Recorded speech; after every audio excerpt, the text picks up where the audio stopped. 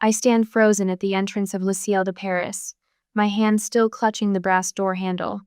12 place settings gleam on the white linen tablecloth, exactly 12. The Paris skyline stretches behind them, the Eiffel Tower punctuating the dusk with its golden glow. Champagne bubbles catch the light from crystal flutes, while waiters glide between guests with practiced precision. My mother-in-law Margot's laughter carries across the terrace, that practiced sound I've come to recognize over 6 years of marriage to her son. Her diamond bracelet catches the light as she touches cousin Rebecca's arm, leaning in to share what I'm certain is another carefully crafted anecdote designed to impress. "Darling, you made it." Andrew's voice startles me from behind. My husband of 6 years places his hand on the small of my back, guiding me forward as if I needed direction. 6 years, and the casual touch still sends warmth through me, despite everything. But I don't move. My eyes scan the table again. 12 settings, 12 chairs, 12 Hastings family members already seated or mingling nearby. No empty chair waits for me. "Andrew," I whisper, my voice steadier than I feel. "There's no place for me at the table." He follows my gaze, a small furrow appearing between his brows before smoothing away. Must be a miscount." The casual dismissal in his tone sends a chill through me that has nothing to do with the evening breeze. I straighten my spine and cross the terrace, Andrew trailing behind me. The conversation dips momentarily as I approach, then resumes with forced enthusiasm. Uncle Gerald suddenly finds his water glass fascinating. Cousin Rebecca whispers something to her husband behind her hand. "Oh dear, there must have been a miscount." Margot rises slightly, her silk dress rustling. The smile she offers doesn't reach her eyes. It never has, not for me. The staff here can be so careless sometimes. "I thought she wasn't joining for family matters," Rebecca murmurs, loud enough for me to hear. Her words land like small pebbles, tiny but sharp. Andrew slides into his seat, barely glancing up at me. "Oops," he chuckles, reaching for the wine. "Must be a miscount." The second time he says it, the words sound rehearsed, practiced. My throat tightens. I see my seat at the family table seems to have disappeared. My voice comes out low but firm, carrying just far enough. Several heads turn away, suddenly engrossed in their menus or the view. "Don't be so dramatic, Elise." Andrew's dismissive chuckle scrapes against my ears. The waiter can bring another chair. But no one calls for the waiter. No one offers to scoot over. No one stands to fix the still light. 6 years flash through my mind. Meeting Andrew during the Richardson wedding I'd coordinated. His charming smile as he asked for my card. For future events. Our whirlwind romance. His proposal 6 months later. And then, meeting the Hastings family. Margot's first words echo in my memory. How novella wedding planner marrying the groom. That practiced smile, the one that never warmed when she looked at me. "I suppose you'll be handling all our family functions now." "Not as family. As help." I brushed it off, believing Andrew when he promised they'd warm to me. "They're just protective," he'd insisted. "Old money families take time to adjust to newcomers." 6 years of adjusting. 6 years of subtle exclusions and whispered comments. 6 birthdays where my gift arrived a day late with apologies about delivery issues. Christmas dinners where everyone received monogrammed gifts except Memine, always something generic, hastily wrapped. I'd tried so hard. Learned their customs, their inside jokes, planned flawless gatherings that impressed even their snobbiest friends. Used my connections to secure impossible reservations. Spent countless hours listening to Margot's thinly veiled criticisms disguised as helpful suggestions. All while building my company from scratch, turning refined and ready into New York's most exclusive event planning service. And still, no seat at their table. Something shifts inside me, a quiet click, like a lock tumbling into place. My hand slides from Andrew's shoulder, the expensive fabric of his suit cool under my fingers. "Enjoy your family dinner," I say, my smile perfectly poised. "I'll see myself out." For one brief moment, discomfort ripples across their faces. Gerald shifts in his seat. Rebecca's husband examines his napkin. Even Margot's composure slips, just for a heartbeat. Then relief washes over them, almost palpable in its intensity. They wanted this outcome all along. I turn and walk away, my heels marking a steady rhythm across the terrace. My shoulders back, head high. Behind me, conversation resumes. Laughter bubbles up, freer now. The sound follows me through the door and into the elevator. Only when the doors close do I allow myself a single shaky breath. What would you do if your spouse's family deliberately excluded you after 6 years of marriage? Would you walk away quietly or would you take action? And what if you discovered this slight was just the tip of a much larger betrayal? The golden glow of Paris lights spills across my hotel suite as I sit cross-legged on the king-sized bed, my laptop balanced on my knees. The spreadsheets open on my screen paint a financial picture I've suspected for months, but never wanted to confirm. Nearly $12 million in failed Hastings family investments stare back at me in neat, damning columns. My fingers hover over the keyboard, trembling slightly as I plug in the flash drive I found tucked in Andrew's briefcase 3 weeks ago. He'd been careless that day, rushing out to meet his mother for lunch. The black drive sits innocuously among my files now, its contents far more explosive than its plain appearance suggests. The folder opens, revealing dozens of documents with innocuous names. My stomach tightens as I click on one titled simply, Announcement. The document loads, and the world stops. Andrew and Brielle Kingsley are pleased to announce. I read the paragraph 3 times, my brain refusing to process the words. Andrew's ex-girlfriend, the one he dated before me, the one Margot always spoke of with that wistful tone. My fingers move mechanically through the remaining files. Draft divorce papers with Andrew's signature already in place. Text messages between him and Brielle spanning back 18 months.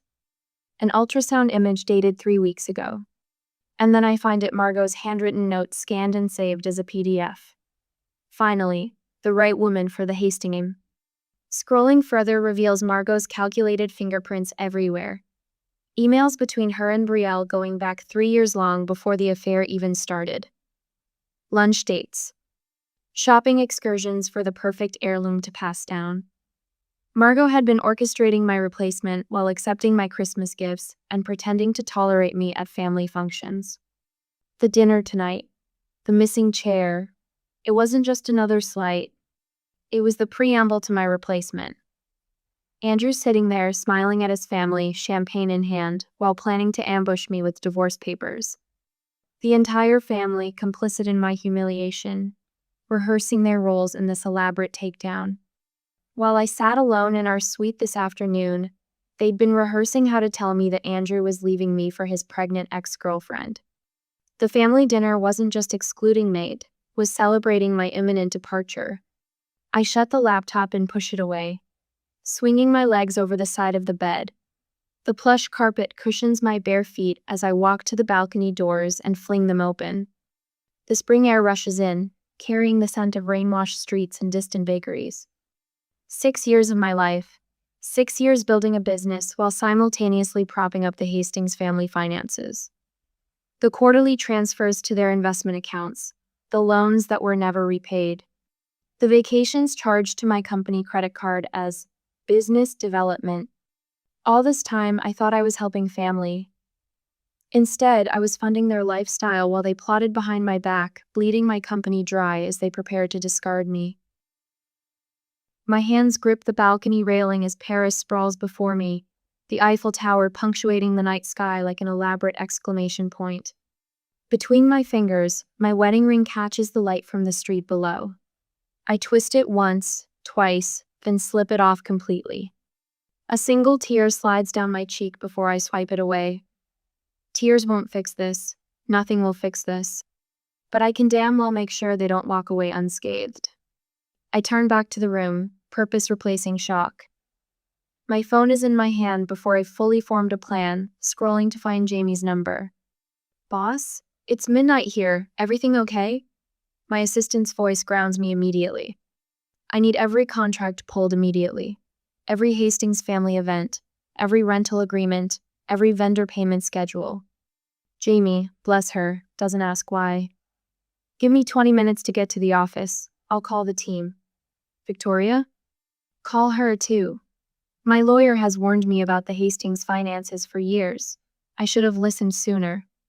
The loyalty of my team hits me in stark contrast to the family I married into. My refined and ready staff, who've pulled all-nighters to rescue impossible events. Who covered for me when I missed meetings for Hastings family emergencies? Who never complained when I diverted company resources to impress Andrew's connections? They've been my real family all along, standing beside me while I chased approval from people who never intended to give it. While I wait, I pull up the itinerary for the next 2 weeks of the Hastings Grand European Tour I meticulously planned, leveraging every professional connection I've built over the last decade. The chateau in Bordeaux, the yacht in Monaco, the private tour of the Vatican, all booked under my company's name, all dependent on my reputation and relationships, all paid for with my money while they depleted their accounts funding failed investment schemes. My phone buzzes with an incoming call from Victoria. Tell me everything, she says instead of hello. There's loyalty in her voice steadies me further. 20 minutes later, I make the first call. The manager at Chateau Margaux answers immediately despite the late hour. Jean-Michel, it's Elise Hastings. I apologize for calling at this hour, but there's been an unfortunate situation with the Hastings reservation next week. My professional voice never wavers as I explain the circumstances, not the personal betrayal, but the business complications that necessitate cancellation. Jean-Michel, who has worked with me on dozens of events, asks no questions beyond what he needs to know. Of course, Elise, we will handle this with discretion. And your personal reservation remains unchanged? Yes, thank you. 3 more calls follow in quick succession. The yacht company, the tour guide, the jewelry house where Andrew had planned to buy Margot another tennis bracelet to replace the one she complained about last Christmas. The hotel concierge knocks softly at my door as I hang up from the final call. His eyes hold sympathy as he hands me the envelope containing the rerouted payment confirmations. Is there anything else you require, Madam Hastings? I glance at my phone as it lights up with Andrew's name. The chateau says there's a problem with our reservation? No, thank you, I tell the concierge, a calm settling over me like a cloak. I have everything I need. Have you ever discovered someone's betrayal was much worse than you initially thought? Did you confront them immediately, or did you take time to formulate a response? My phone vibrates across the hotel desk for the 8th time in 20 minutes. Andrew's name flashes on the screen, his handsome face smiling up from the photo I took in Santorini last summer. I let it ring. What are you doing? You'll ruin us. His voicemail echoes through the suite, voice pitched higher than his usual controlled tone. Call me back immediately. The Parisian morning light streams through the windows, catching dust motes that dance in the golden beams. My finger hovers over the delete button. I press it. 3 sharp knocks at my door break the silence. I check the peephole, unsurprised to find Margot standing in the hallway, wearing a powder blue St. John's suit with her signature pearls. Elise. She brushes past me without waiting for an invitation. This childish behavior must stop. Do you have any idea what you're doing to this family? I close the door softly, a strange calm settling over me like a familiar shawl. 6 years of slights crystallize in my mind with sudden clarity: the forgotten birthday invitations, the Christmas gifts without thought, the subtle corrections to my table manners. All while I built Refined and Ready from a dream into New York's premier event planning service. Our family name carries weight in these circles, she continues, voice dropping to a hiss. If you think you can damage them with a tantrum, you are sorely mistaken. The word family strikes me as particularly hollow now. My phone buzzes with a text from Rebecca. We're all concerned about your emotional state. This isn't like you. Another arrives from Gerald. Let's talk this through like family. Family. The word tastes bitter now. The Hastings name isn't on those reservations, Margot. Mine is. She freezes. In that moment, I see every calculation running behind her eyes. You're nothing without the Hastings name, dear. Her diamond bracelet catches the light as she adjusts her pearls. Wedding planner playing dress up in our world. Actually, Margot, it's the reverse. I set my cup down with a gentle clink. Refined and Ready made $3 million in profit last quarter. I've built something from nothing while watching your family spend money that doesn't exist. Color drains from her face. You don't know what you're talking about. I know about the failed investment in the Singapore property group. The yacht that's mortgaged to the waterline. The line of credit you've been using to maintain appearances. I moved to the window, gazing out at the Parisian skyline. I also know about Betrayal and the baby. Margot's perfect posture falters. For the first time in 6 years, I've surprised her into silence. My laptop chimes with an incoming video call. Jamie's familiar face appears, her red curls framing tired eyes.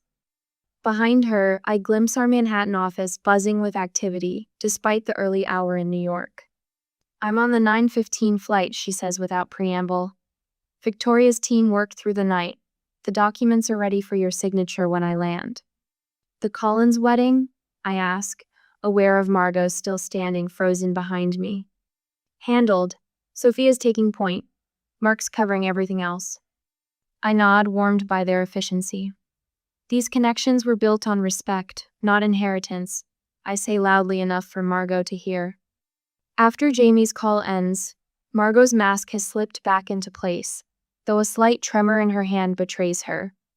This is a misunderstanding that can be remedied, she says, reaching for her practiced social smile. I shake my head. I have a meeting. 40 minutes later, I sit at a cafe across from the Maurice, where the Hastings are dining. Through the restaurant's windows, I watch a scene unfold, the maitre d' approaching their table, speaking quietly to Gerald. Andrew stands, face flushed with anger as he gestures sharply at his phone. Rebecca clutches her husband's arm, eyes wide with disbelief. Margot's stiff smile crumbles as she unclasps her diamond tennis bracelet and hands it to the manager as collateral. Your reservations have been canceled, I whisper to myself, watching Andrew stab frantically at his phone. All of them. The chateau in Provence. The yacht in Monaco.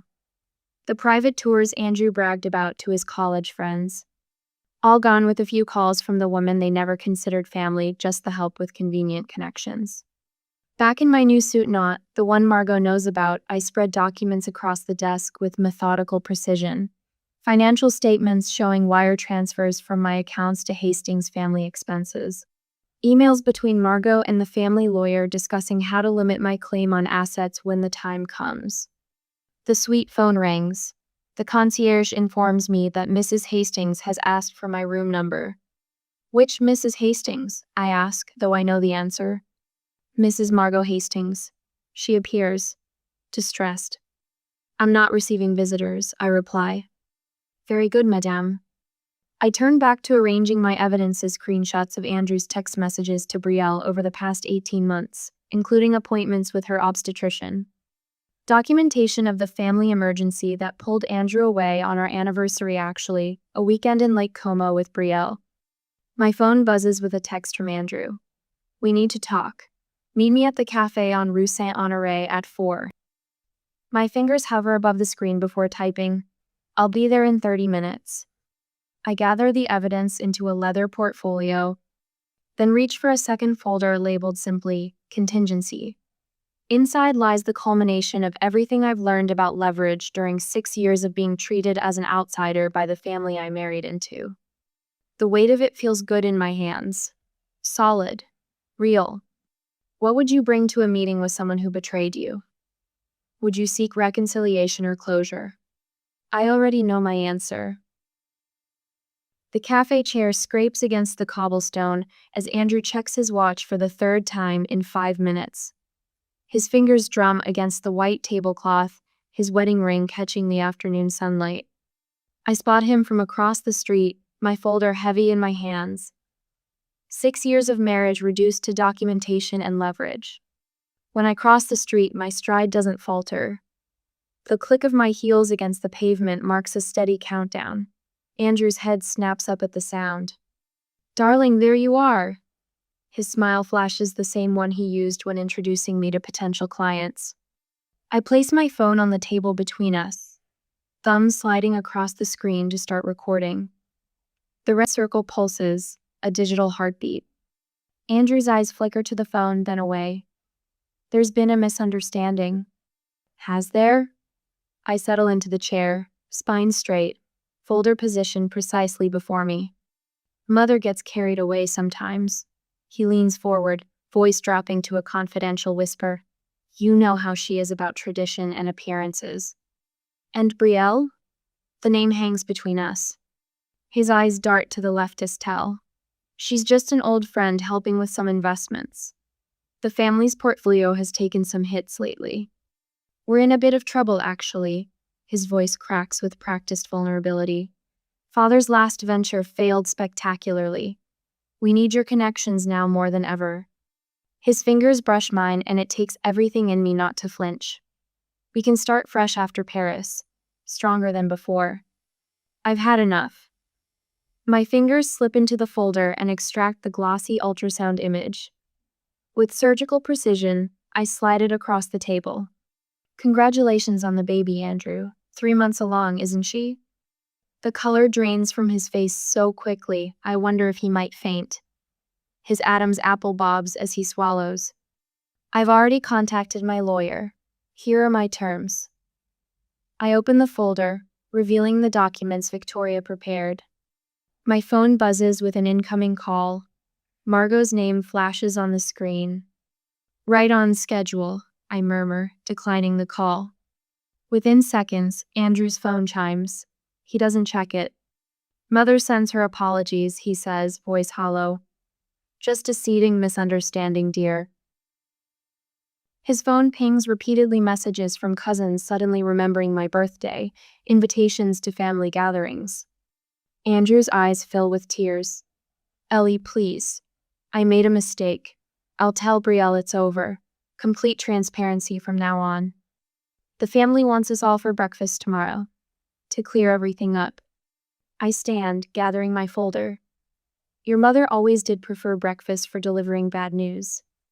As I walk away, I hear him whisper into his phone. She knows. She fucking knows everything. From across the street, I watch him hurry to meet Brielle, who's been waiting outside a nearby shop. I linger just long enough to overhear fragments of their conversation. What happened? Brielle clutches his arm. She has the ultrasound. Andrew's voice breaks. She knows everything. Brielle's face pales. But you said she'd never. I know what I said. His hushed voice carries on the breeze. Mother will figure something out. I slip around the corner and lean against the cool stone wall. My phone buzzes again. Margot. I answer this time. Hello, Margot. Elise, darling. Her voice drips with honey. That dreadful business at Le Ciel was a simple misunderstanding with the reservations. Was it? Absolutely. She pauses. We've planned a special family breakfast tomorrow. Everyone's so looking forward to seeing you. From my vantage point, I can still see Andrew and Brielle. Her copper hair catches the sunlight as she gestures frantically. She looks so young, the perfect Hastings wife in the making. Of course, Margot, I wouldn't miss it. I hang up as a text arrives from Rebecca. Happy belated birthday, cousin. So sorry I missed it. My birthday was 8 months ago. Andrew and Brielle have moved closer, not realizing I can still see them. That event planner girl won't know what hit her. Margot's voice comes through Andrew's phone on speaker. Just stick to the plan. I step back into the shadows, clutching my folder tighter. The truth solidifies within me. Nothing has changed, only their tactics. Across the street, Andrew and Brielle begin to argue, their hushed voices growing heated. The first cracks in the Hastings facade are appearing, and I haven't even executed the rest of my plan. Sometimes betrayal comes with its own perfect justice. I sit with perfect posture in the private dining room of Le Grand Hotel, my leather portfolio placed precisely at the center of my place setting. The morning light filters through gauzy curtains, casting a deceptively gentle glow over the Hastings family as they assemble around the table. Margot dabs at her eyes with a monogrammed handkerchief. The emerald ring on her finger, the one she pointedly told me was only for blood Hastings women, catches the light with each theatrical gesture. Family means everything to us, Elise, she says, her voice wavering with well-practiced emotion. These misunderstandings can be resolved if we simply remember what matters most. The family lawyer, Mr. Calloway, clears his throat. He's been with the Hastings for 30 years, back when there was actual money to manage rather than appearances to maintain. Mrs. Hastings, he begins, nodding at me with careful formality. Prenuptial agreements are quite clear about separating business assets from marital property. The accommodations and reservations fall under Refined and Ready's contractual obligations, which would need to be addressed separately from any personal matters. The threat hangs in the air, wrapped in legal speak, but unmistakable. Andrew reaches across the table, not quite touching my hand when I don't extend it toward him. We can work through this if you just reinstate the reservations, he says, the slight tremor in his voice, revealing more desperation than affection. The family's counting on you. I remain silent, watching as each family member shifts uncomfortably in their seats. Uncle Gerald tugs at his collar. Cousin Rebecca exchanges glances with her husband.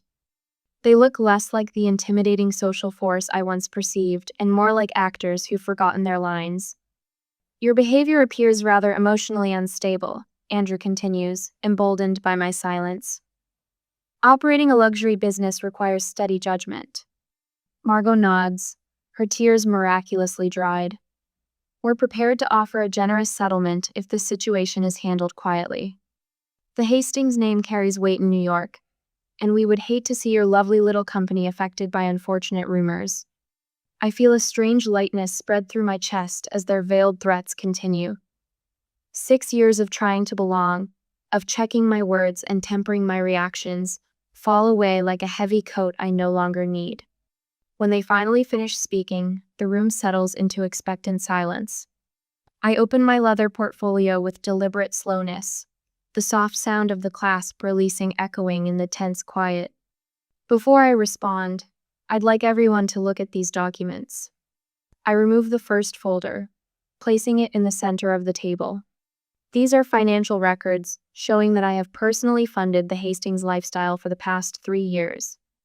The Aspen Chalet renovation, Andrew's failed investment in that tech startup, Margot's medical procedure in Switzerland, all paid through my company's accounts. The second folder lands with a soft thud. This contains proof of Andrew's affair with Betrayal going back 18 months. Hotel receipts, text messages, photographs. The timeline is quite thorough. Andrew's face drains of color as the folder opens to reveal a particularly damning photograph. The third document might interest you most, Margot. I slide a bound stack of papers toward her. These are your emails to Betrayal dating back 2 years. You were quite encouraging of the relationship. My favorite part is where you advised her on the perfect moment to announce her pregnancy to the family. The dinner in Paris seemed especially dramatic, though I wasn't supposed to be there for it, was I? The collective gasp ripples around the table like a cold breeze. Finally, I say, placing the last folder before Andrew. These are statements from 3 offshore accounts in the Cayman Islands. Opened under your name but funded through a complex series of transfers from my company's accounts. Nearly $4 million, Andrew. That's quite a nest egg. Mr. Calloway's professional mask slips as he snatches the papers, scanning them with growing alarm. I've already spoken with the IRS about these interesting accounts. I say, my voice steady. My lawyer has copies of everything you see here. Prenuptial agreement cover fraud, Andrew. I close my portfolio, the soft click punctuating the stunned silence. I've documented every instance where you used my company without compensation. Every event planned at cost. Every favor called in with my connections. Every client you poached through family introductions. Margot collapses into her chair, her hand clutching her throat as if physically trying to hold back words. Andrew's eyes dart between his mother and the exit door. His mouth opens and closes without sound. Rebecca whispers something to Gerald, who shakes his head sharply, distancing himself from whatever suggestion she made. The terms are simple, I say, removing a single document from my jacket pocket. I don't want your money. I want my dignity. Sign these papers. I place a Mont Blanc Pina wedding gift from Andrew's father beside the document. You're free to leave with the Hastings name intact, Andrew. Free to marry Brielle. Free to raise your child without interference from me. In exchange, I keep my company, my clients, and my reputation. No contests, no public disclosure of these documents. Andrew reaches for the pen with a trembling hand, not meeting my eyes as he signs. As the pen scratches paper, I feel the weight of 6 years lifting from my shoulders. I stand, collect my evidence, and walk toward the door. Elise, Margot calls, her voice stripped of its usual authority. What will you tell people? I turn back, studying their faces one last time. The truth, I answer simply. That some tables aren't worth sitting at. I stand before the floor-to-ceiling windows of my expanded Manhattan office, the morning light catching the polished silver of the refined and ready logo on the wall. Beyond the glass, New York pulses with possibility, much like the life I've reclaimed. My phone buzzes with a text from the Belgian princess whose wedding we're coordinating next month. I smile at the question about vintage champagne coupes. 6 months ago, I would have desperately sought the right answer. Today, I simply offer my professional opinion and let it stand. The florist from Monaco is online too, Jamie says, appearing at my doorway. And the Vanity Fair photographer needs to reschedule your portrait for the Women Redefining Luxury feature. I nod, taking a moment to appreciate the wall behind Jamie, dozens of framed thank you notes and photos with celebrities, dignitaries, and business icons. Not displayed for vanity, but as testimony to a journey. Each represents a connection built on genuine value, not desperate attempts to belong where I wasn't wanted. The intercom buzzes again. Also, there's an email from Rebecca Hastings Cohen. Her daughter's engagement party? She's requesting your services specifically. My fingers pause over the keyboard. 6 years of conditioning almost makes me jump at the chance to prove myself worthy, to finally be accepted by the family that never wanted me. Send our standard response, I say instead. We're honored by the interest, but unfortunately our calendar is fully committed through next spring. No spite, no bitterness, just the quiet power of choosing my own path. Done, Jamie says with a knowing smile. That evening, I drive to Connecticut for dinner with my parents. Mom's garden is bursting with early summer roses, and Dad grills steaks while telling corny jokes he's recycled since my childhood. Their dining room table, scratched from decades of family meals and homework sessions, seats me in the same chair I've had since I was tall enough to reach the table without a booster. The Wilsons next door asked about you again, Mom says, passing the salad. They saw that spread in Town and Country. Dad squeezes my hand. We're proud of you, kiddo. Not because of the fancy magazine or the royal clients, but because you found your way back to yourself. The words catch in my throat. These people who taught me my worth had nothing to do with a last name or social standing, had watched me slowly erase myself trying to earn the approval of people who would never give it. Dr. Shelton says I was trying to solve a problem that wasn't mine to fix. I tell them, referencing my therapist of the past 6 months. Some people just won't make room for you, no matter how small you make yourself. Later that week, I gather my team at our favorite rooftop bar to celebrate signing the governor's inaugural ball. 15 faces glow in the sunset light, people who stood by me during the darkest days, who never once questioned if I was enough. Jamie raises her glass. To the woman who taught it all about standing our ground. Laughter ripples through our circle, genuine, warm, free from the constant calculation of what's acceptable. This is the family I chose. Across the table sits Zoe, our newest team member. At 24, she reminds me of myself, brilliant, eager, and recovering from a relationship where she was constantly diminished. Sometimes, I tell her quietly while the others chat, the chair not being there for you is the best thing that could happen. It forces you to build something better. A month later, I stand on the terrace of my rented villa on the Amalfi Coast. The Mediterranean stretches before me like possibility itself. My phone chimes with a notification the divorce is final. Below it, a news alert about Andrew and Brielle's courthouse wedding yesterday. I don't feel the sting I expected. Instead, something like peace settles over me as I lift my coffee cup toward the horizon. That evening, my team joins me on the terrace, laptops and sample books scattered across the table as we plan the Viscount's anniversary gala. Crystal glasses catch the golden Italian sunset as we work and laugh. I take my seat at the head of the table and raise my glass.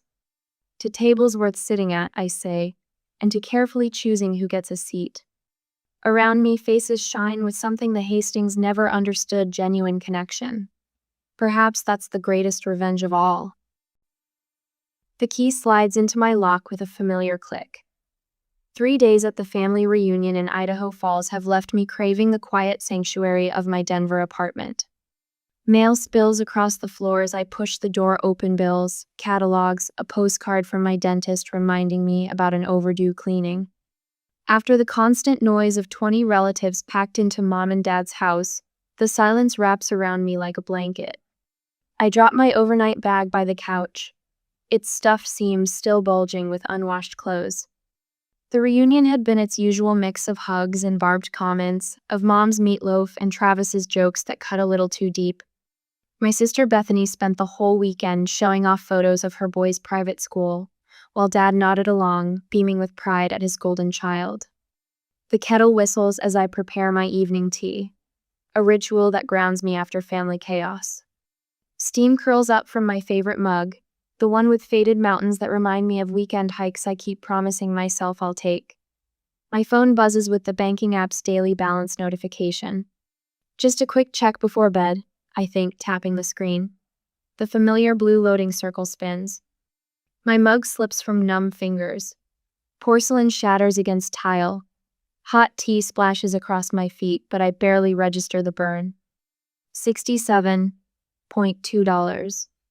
I blink hard. The number doesn't change. That can't be right. Yesterday, I had $11,432.89 in my account. I checked the balance obsessively before agreeing to help Bethany with her boys' summer camp fees. My hands shake as I dial the bank's customer service line. The automated system feels like torture. Press 1 for English. Press 2 for account services. Press 3 to report suspicious activity. Each mechanical prompt stretches into eternity, while my mind races through possibilities. A bank error. Identity theft. A missing decimal point. Thank you for calling Mountain Vista Bank. This is Patricia. May I have your account number? I recite the digits from memory, along with my social security number and mother's maiden name. My voice sounds strange in my ears, too high and tight. I see several transfers were made from your account in the past 48 hours. Patricia says, her tone clinically precise. All transactions were initiated from a known device at your mother's residence in Idaho Falls. The room tilts sideways. Known device, mother's residence. A memory flashes. Travis hovering near my purse during the family photo session, making some joke about being the designated cameraman. Me, distracted by Mom's fussing over everyone's positioning, leaving my phone on the porch swing. The largest transfer was $5,000 to Travis Henderson. Patricia continues. There were also transfers of $3,200 and $2,800 to Bethany Henderson, and her voice fades to static. The tea is cooling on my kitchen floor, the shards of my favorite mug, the growing certainty that makes me want to vomit. My own family. They stole from me. My fingers curl into fists, nails biting crescents into my palms. The pain feels distant, unreal. Through the window, Denver's skyline glitters against the darkening sky. Office workers, heading home to their families, living their normal lives while mine implodes. I hung up on Patricia mid-sentence. My keys are still warm in my pocket. The drive to Idaho Falls is 280 miles. In normal traffic, I can make it by midnight. The steering wheel is cool under my white-knuckled grip as I merge onto I-25 North. Each mile marker ticks past like a countdown. each one a reminder of every check I've written to cover Bethany's emergencies. Every time I've dipped into my savings because Travis was between jobs. Every vacation I've canceled. Every dream I've deferred. All to be the good daughter, the responsible sister. "You're too kind for your own good," my last boyfriend said when I borrowed him money for car repairs, then watched him buy a new gaming system instead. People take advantage. My phone buzzes in the cup holder. Mom's name flashes on the screen, followed by Bethany's, then Dad's. Each call rings through to voicemail. Let them worry. Let them wonder. Let them remember how it feels to wait for someone who isn't coming to the rescue. It's dawn in room 219 of the Yellowstone Lodge blurs at the edges, the same beige walls and floral curtains as 100 other budget hotels. My laptop screen glows in the darkness, its harsh light burning my eyes. The clock reads 3:47 a.m. My phone buzzes again. Bethany's name flashes across the screen, the 20th message since midnight. "Where are you? Mom's worried sick." "You're being ridiculous. We're family." Always knew you were selfish underneath that perfect act. My thumb hovers over the power button before pressing down hard. The screen goes black, and something inside my chest unknots slightly. For the first time in years, I don't have to answer. As I search for the answers, the spreadsheet fills my laptop screen. Each cell another knife in my back. Green for medical expenses, Megan's broken arm. Dad's heart medications. Yellow for essentials, the heating bill last winter. Groceries when Travis lost his job. Red for everything else. So much red. My hands shake as I type in another transaction. February 2021. $2,500 borrowed for the family home's property taxes.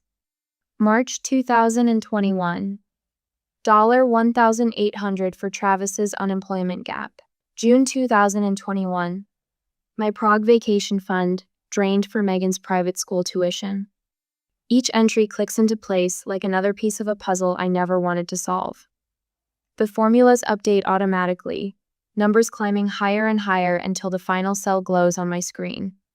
$23,467.82. The amount blurs as tears fill my eyes. Not from sadness, from rage. Pure molten rage that burns through my chest and makes my fingers curl into fists. All those extra shifts. All those skipped vacations. All those dreams deferred while I played ATM for my own family. A Facebook notification pulls my attention away from the spreadsheet. Travis's profile picture fills my screen, his smiling face reflected in the glossy surface of a brand new gaming laptop. Posted 3 days after I paid their utility bill. The caption reads, "Sometimes you gotta treat yourself." My stomach lurches. I click through to Bethany's profile next. 2 weeks ago, a mirror selfie with a Gucci purse.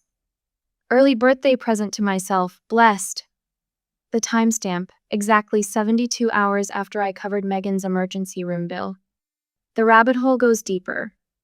Instagram photos of their Cancun trip planned the same week they claimed they couldn't afford heat. Amazon wish lists full of luxury items while they begged me for grocery money. Years of evidence hiding in plain sight, while I was too busy being the good daughter to see it. A knock at my door makes me jump. The laptop nearly slides off my knees as I scramble to my feet, heart pounding. It's 4 a.m., it has to be them. They found me. "Aunt Diana?"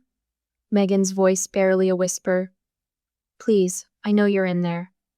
I press my eye to the peephole. My niece stands alone in the hallway, arms wrapped around herself, looking smaller than her 17 years. The chain lock scrapes as I open the door. "Megan, what are you?" I saw what Dad did. The words tumble out in a rush. "At the reunion, with your phone. He thought it was funny, showing Mom how easy it was to transfer money when you weren't looking. They've been doing it for years, taking whatever they want because Aunt Diana owes us. That's what they always say." Something sharp twists in my chest. "They told you that?" Megan nods, tears spilling down her cheeks. "They say it's okay because you don't have kids or a husband to support." that you're just being greedy if you don't share. But it's not right. What they did, it's stealing, and I can't pretend anymore. I pull her into my arms as she starts to sob. Her shoulders shake against mine, and suddenly she's 6 years old again, crying because Travis forgot to pick her up from soccer practice. Because Bethany was too busy with her MLM parties to attend her school play. Because time after time, year after year, her parents proved that their wants mattered more than her needs. This isn't about you, I whisper into her hair. None of this is your fault. And no matter what happens with your parents, I will always be here for you. Always. Megan pulls back, wiping her eyes. There's something else. She takes a deep breath. I want to go with you. To the police. The words hang in the air between us. Part of me wants to protect her from this, from choosing sides, from the fallout that's coming. But I look in her eyes and see the same steel I finally found in myself. She's not choosing sides, she's choosing the truth. An hour later, we are sitting across from Officer Martinez at the Financial Crimes Unit. Her dark eyes scan the spreadsheet I've brought, lingering on each highlighted transaction. Every few seconds, her pen scratches another note on her legal pad. And you have documentation for all of these transfers? She asks, tapping the total at the bottom of the page. I nod, sliding over a USB drive. Bank statements, text messages, social media posts showing what they really spent the money on. Everything's dated and organized. I can verify the phone theft, Megan adds quietly.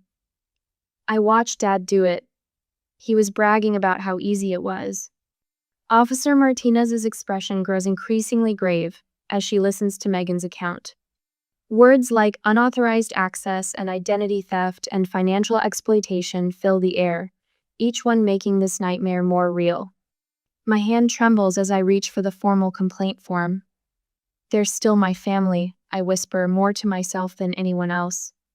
Family should protect you, not exploit you. Officer Martinez's voice is gentle but firm. Sometimes the kindest thing we can do for a family is hold them accountable. The pen feels heavy as I sign my name. Each letter is a door closing, a bridge burning, a tie severing. But as I place the final period, something else rises in my chest, something that feels like freedom. My hand, I realize, isn't shaking anymore. The text from Megan lights up my phone screen.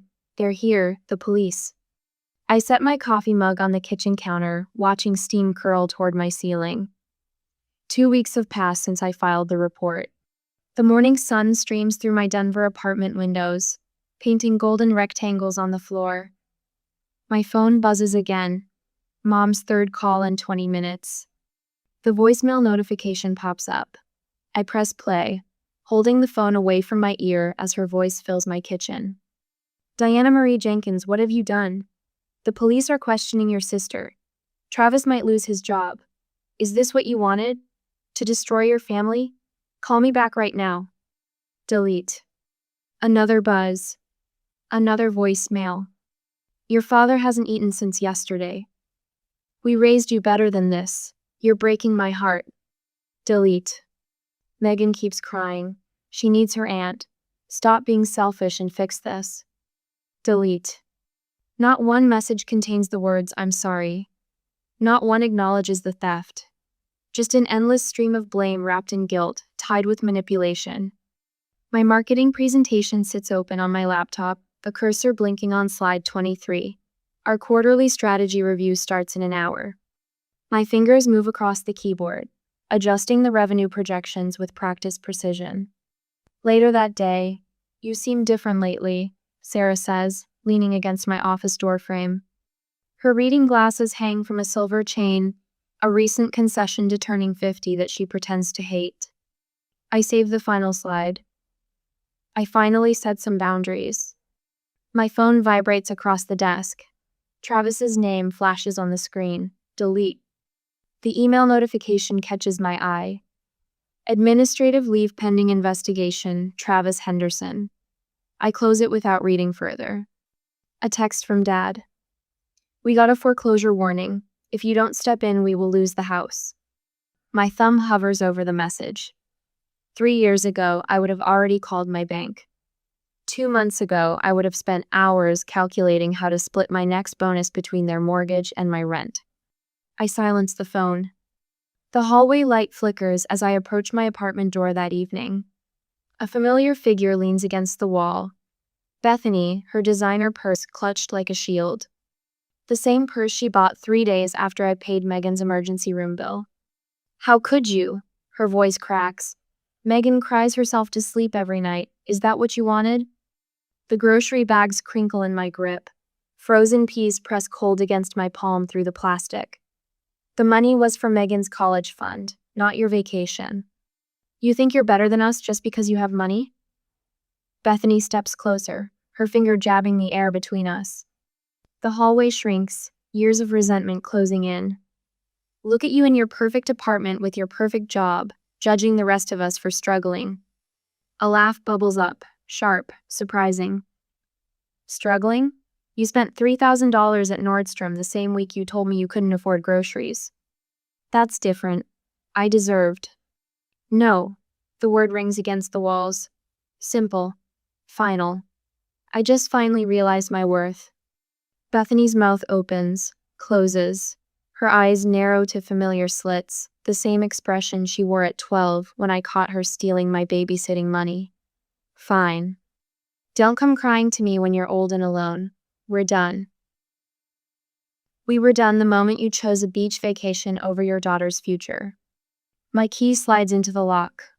The door closes behind me with a soft click that echoes like thunder. Evening light paints my walls in amber and rose. The classical playlist I never had time to enjoy fills my space with piano notes that dance between shadow and sunshine. For the first time in years, I didn't check my bank balance before dinner. No mental calculations of how many paychecks until I can cover the next family emergency. My shoulders drop. Muscles I didn't know clenched begin to unwind. The sketchbook sits on my coffee table where I left it this morning, no longer buried under bills and family paperwork. Charcoal smudges my fingers as I open to a fresh page. The Prague travel photo watches from its frame, my face photoshopped into a tourist snapshot I created 5 years ago. The dream I gave up to pay for Beth's custody lawyer. My laptop chimes. An email from United Airlines. Your flight to Prague has been booked. The confirmation number blurs through unexpected tears. Not the tight, burning kind that came with every family guilt trip. These fall soft and clean, like summer rain washing away dust. Officer Martinez's voice comes through my phone speaker, steady and professional. The district attorney has decided to proceed with prosecution. Your family's lawyer contacted us claiming the transfers were gifts. I opened my filing cabinet, pulling out the folder labeled Family Loans 2020-2024. I have their text messages, I say, spreading screenshots across my desk. Every promise to pay me back, every emergency that wasn't, every lie. Megan's ringtone, still set to her favorite Taylor Swift song, interrupts my sorting. Grandma says this is all my fault. Her voice sounds small, young. If I hadn't told you what Dad did with your phone. None of this is your fault. I press my palm against the window glass, watching the city lights flicker to life as dusk settles over Denver. This is about choices adults made. Adults who should have protected both of us. The certified letter arrives the next morning. Law firm letterhead, threats of countersuit for defamation, claims of emotional distress. I dial my lawyer's number, my voice steady. I have everything documented, every transaction, every lie, every broken promise. The truth stands firm. A mountain they can't move with guilt or manipulation. My hands don't shake as I hang up the phone. The setting sun paints my walls in shades of possibility. I am my own sanctuary now, my own safe harbor, my own truth. The key slides into my new lock. Boxes tower around me, their labels precise and methodical: kitchen, office, books. My real estate agent's voice echoes in my head. Corner unit, south-facing windows, priced below market. She didn't mention the view that made my heart stop when I first walked in. The Rockies never impressed me much in Denver. Too distant, too picture postcard perfect. But here in Missoula, the mountains press close, raw, and real. No glass towers between me and their jagged truth. Snow still caps the peaks even as spring paints the lower slopes in tender green. I set my laptop on the floor by the window and open my work email. The message to my boss sits in drafts, carefully worded over 3 sleepless nights. My finger hovers over the send button. Request for remote work status, Diana Jenkins.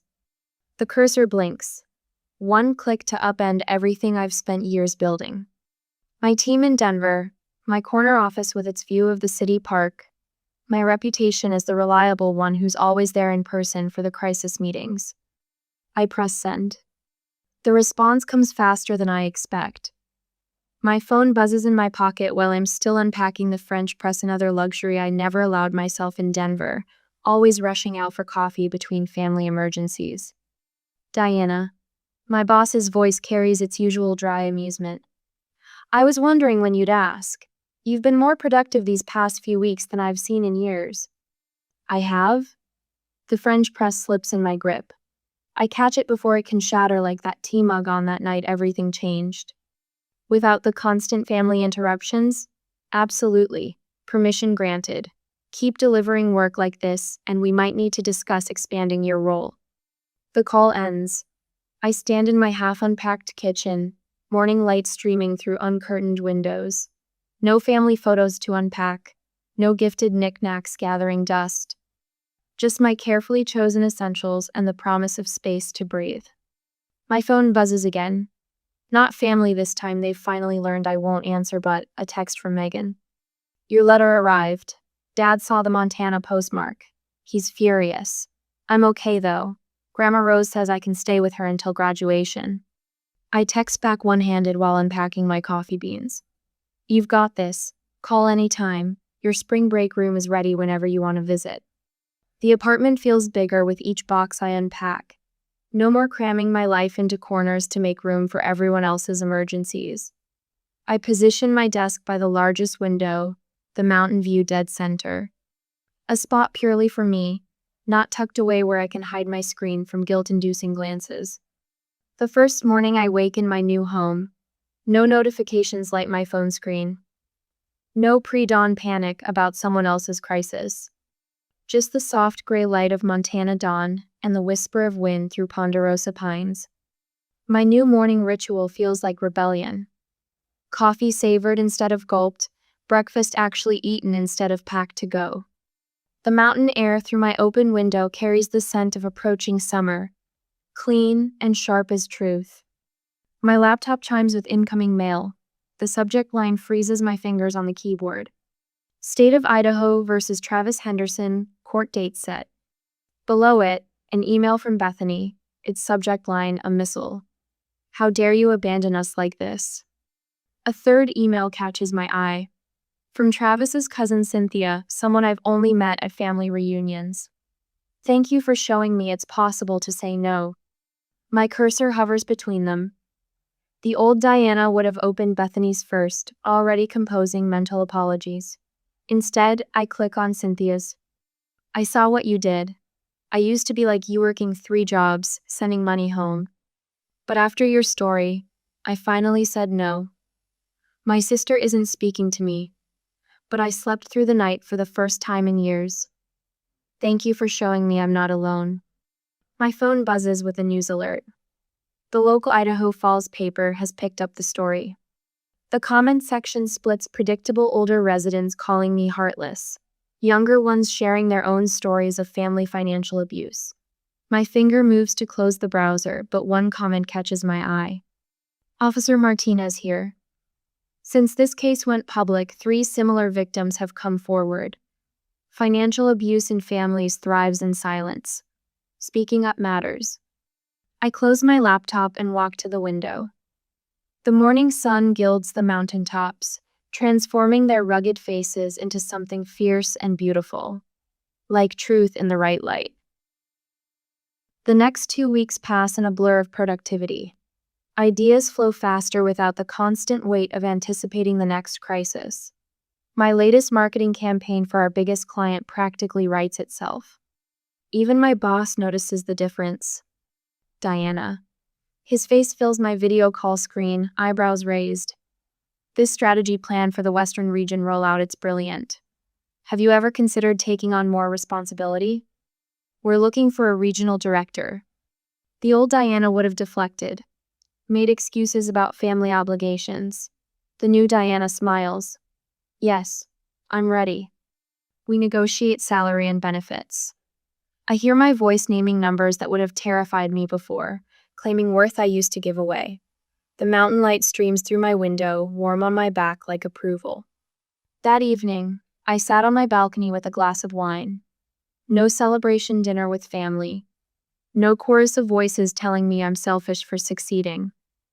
Just the quiet prending in my own truth. My journal lies open on my lap, its pages catching the last light.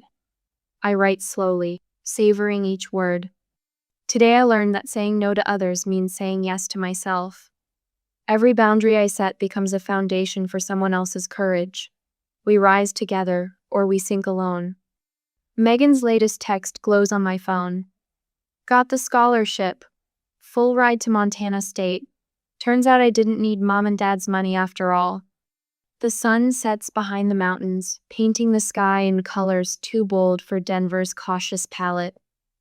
Somewhere in Idaho, my family spins stories about my cruelty. But here in my chosen home, Truth and I watch the stars emerge together. Saying no isn't cruel. It's self-protection. It's love for yourself.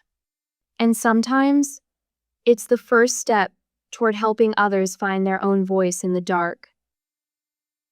The keycard beeps as I swipe into the courthouse parking garage. My charcoal pencil skirt and cream blouse feel like armor, each piece chosen to project competence, stability, control. The mirror in my visor reflects unfamiliar steadiness in my eyes. No trembling hands, no racing pulse, just clarity. A flash of movement catches my attention. Travis and Bethany duck through the side entrance, her designer handbag clashing with the bargain store dress she's chosen for court. The victim costume isn't subtle muted colors, minimal makeup, sensible shoes. Her Instagram from yesterday told a different story. Mirror selfie in her latest shopping haul, caption crowing about her new high heels. Miss Jenkins. My lawyer, Catherine Martinez, meets me at the security checkpoint. Her silver hair gleams under the fluorescent lights, briefcase heavy with 5 years of meticulously organized evidence. Are you ready? The metal detector wand buzzes over my watch. More than ready. Courtroom 3 smells of wood polish and anxiety. Travis and Bethany huddle with their attorney, heads bent close as he gestures with growing frustration. The judge's bench looms empty, waiting. My mother slips into a back row, alone. The space beside her where my father should be stretches wide as a canyon. All rise. Judge Wilson settles behind his bench, reading glasses perched low on his nose as he reviews the case summary. His expression remains neutral, but his fingers tap steadily against the stack of documented transfers, text messages, bank statements. Catherine rises, her opening statement precise as a scalpel. Your Honor, this case demonstrates a pattern of calculated financial exploitation spanning half a decade. The evidence unfolds like scenes from someone else's life. Screenshots of Travis's gaming laptop, purchased 3 days after claiming he couldn't afford groceries. Bethany's text messages demanding money. You don't even have kids. What do you need it for? My careful spreadsheets tracking every borrowed dollar, every broken promise to repay.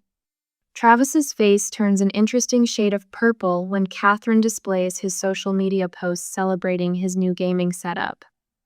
That from a friend, he sputters. A friend who paid exactly the amount Miss Jenkins transferred for your claimed utility emergency. Catherine's voice could freeze lava. Perhaps you'd like to explain these timing coincidences to the judge. In the gallery, my mother's hands twist in her lap. Her eyes darted between her children like a trapped animal. The wooden pew beneath me feels solid.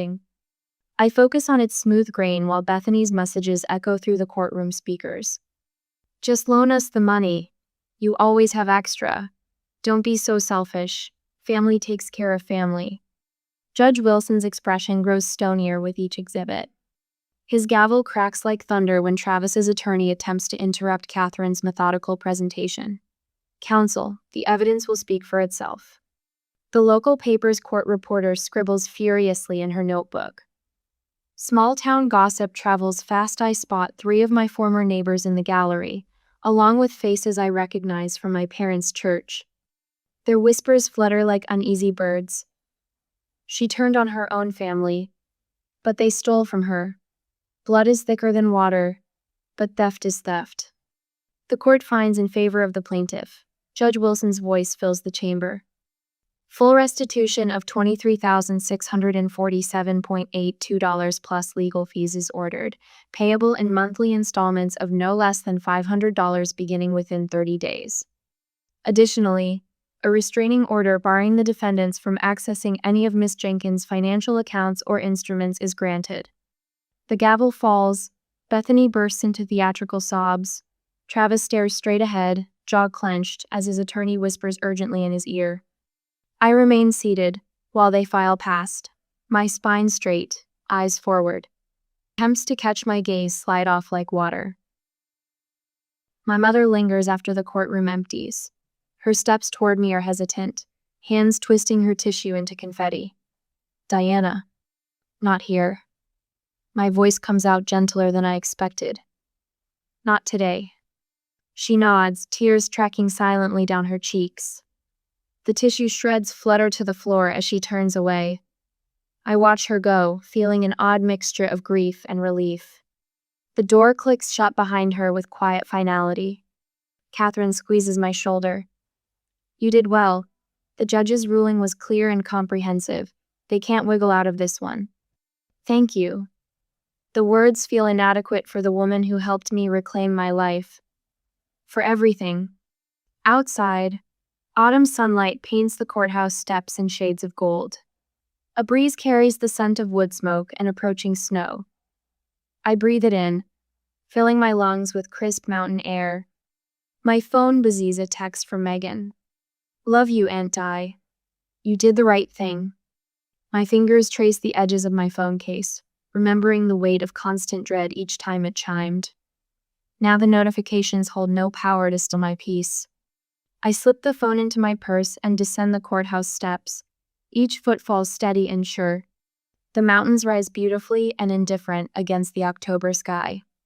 Their ancient peaks have witnessed countless human dramas, countless family ties, stretched and severed, and sometimes rarely, carefully rewoven into new patterns. Time will tell which category my own story falls into. For now, I have my truth. I have my boundaries. I have my peace. The rest will sort itself out in its own time. Morning sun streams through floor-to-ceiling windows, painting golden stripes across my expanded Missoula apartment. The space feels different now, lived in, personal, mine. A wall of built-in shelves showcases marketing awards between dog-eared travel guides and watercolor supplies. My latest sketch of the Bridger Mountains hangs beside my desk, keeping company with a glossy photo of me grinning in front of Prague's Charles Bridge. The balcony beckons. Steam rises from my coffee mug as I settle into my morning ritual, bare feet propped on the railing. Patches of early snow dust the mountaintops, and a red-tailed hawk circles lazily overhead. My phone sits silent on the kitchen counter, no anxious checking, no calculated money transfers, no desperate texts from family members in crisis. A year. Sometimes it feels like yesterday I discovered the betrayal. Other times it seems like another lifetime entirely. My fingers no longer twitch toward my banking app every morning. The constant knot in my stomach has unwound, replaced by a steady certainty I never knew was possible. My laptop chimes with an incoming video call. Megan's face fills the screen, her college dorm room visible in the background. A psychology textbook lies open on her desk, sticky notes bristling from its pages. Aunt Diana, you'll never believe what we covered in class today. Her eyes sparkle with the particular enthusiasm of new knowledge. We're studying family systems theory, And Professor Chen talked about how dysfunctional patterns can persist across generations until someone finally breaks the cycle. That sounds familiar. I take another sip of coffee, letting the morning sun warm my face. How are your midterms going? Good. Really good, actually. I got an A on my developmental psych paper. She pauses, tucking a strand of hair behind her ear. And I wanted to thank you for the care package. Those stress relief tea bags and the fuzzy socks were perfect for late-night study sessions. You always know exactly what I need without going overboard. The last part catches in my throat. A year ago, I would have emptied my savings to buy her a new laptop, convinced that proving my love required grand gestures and financial sacrifice. Now, I understand the power of small, thoughtful acts showing care without enabling dependence. I'm proud of you, Meg.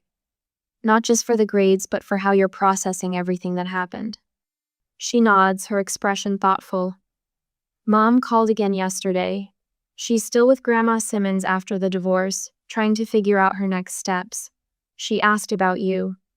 My hands tighten around my coffee mug, but the surge of anxiety I expect doesn't come. How are you handling that? Better than I used to. Therapy helps. And watching you set boundaries showed me it's okay to have my own. She glances at something off screen. Oh shoot, I've got class in 10 minutes. Love you, Aunt Dee. Love you too, kiddo. Study hard. The screen goes dark, but I linger on the balcony, watching clouds cast shadows across the valley. My mother's latest card sits unopened on my desk inside. The return address shows she's still in therapy, a small step, but a real one. Unlike my father, who remains entrenched in denial, she's trying to understand her role in what happened. My phone buzzes with an email notification. Another message from someone who heard me speak at the community college last month about financial boundaries in families. Your story gave me the courage to stop co-signing my son's loans after he gambled away his business. Thank you for showing me that letting go can be an act of love. The words blur slightly as I read them. When I first moved to Missoula, I never imagined my experience would help others find their voice. The support group I started meets twice monthly now, sharing stories of financial exploitation and healing over coffee and homemade banana bread. Inside, I slide open my desk drawer and pull out a thick envelope from Mountain Vista Bank. The small business loan approval letter still feels surreal. Jenkins Financial Boundaries Consulting, LLC. The website mock-up on my second monitor bears the tagline I spent weeks perfecting. Peace begins with boundaries. My journal lies open beside my laptop, this morning's entry still drying. A year ago, I thought I was losing everything. I didn't understand that sometimes we have to lose what we thought we needed to find what we actually deserve. Every no I spoke became a yes to myself. The therapist's words from our last session echo in my mind. You've done the work, Diana. The guilt you carried wasn't yours to bear. A calendar alert pops up on my screen: dinner tonight with Sarah from my hiking group and Marcus from the local photography club. My chosen family, built on mutual respect instead of obligation. The thought warms me more than any forced family reunion ever did. My gaze fell on the framed photo of Megan and me at her college move-in day, both of us laughing as we struggled with an oversized storage bin. One relationship salvaged and transformed, proof that love can survive truth. Sometimes it even grows stronger for it. I close my journal and stand, stretching in a shaft of sunlight. The mountain view fills my windows, a daily reminder of the perspective I've gained. Behind me, my phone stays quiet, no longer a source of dread. Ahead of me stretches a future unmarked by guilt or manipulation, just possibilities, dreams, and the steady peace of knowing my worth.